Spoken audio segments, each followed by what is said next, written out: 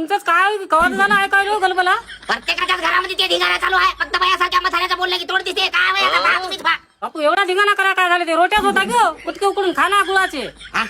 अरे अरे अरे अरे तू तसाच निघाला का रे? तुला सांगायलो काय नाही ऐकायला काय? कडीन कण्या खाऊन दिवसा काढलेली हात इतकाल्या रोट्या नाश करायला फोन बनून बोंबलायलो. आता भेटायला आता पहिल्यासारखं राहिले का? आता तेच का?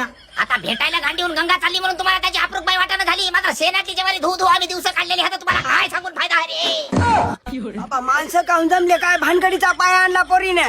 बाबा काय झालं ओय भाई माणसं काऊन जमले तर माणसाला काय काम हात घरोघरी मातीच्या तुम्ही मात्र आपल्यासारख्याच भानगड लागली की तोंडा घालतात येऊ येऊ. तुमचं सगळं खरं झालं मात्र झालं काय ते तरी सांगा. बाप्पा इवाई झालं काही नाही. मात्र तुम्हाला सांगायचं म्हणजे हिंग इतक्या पोरगी रोट्या नाश करायली. आजकाल लोकांना अन्नाची किंमत राहील नाही. एका रोटीची किंमत त्या लोकांना जाऊन विचारा जे फुटपाथवर नुसतं पाणी पिऊ पिऊ झोपतात. याला काही किंमत राहील नाही अन्नाची. इतका नासोडा करायले. खरं हाई वाई तुमचं कन्या खाऊन दिवस काढले तर आताच्या लेकराला काची जाणीव राहिली नाही पा. म्हणून म्हणालो पोरं हो अन्नाची जाणीव ठेवा रे. हे एक रोटी तयार व्हायसाठी 3 महिने लागतात. तुम्ही शेतकऱ्याचे लेकर व्हा जाणीव ठेवा. अन्नाचा नासोडा तुमच्या घरी सांगा कमी करा म्हणून. हा बरोबर आहे बापू बरोबर बरोबर.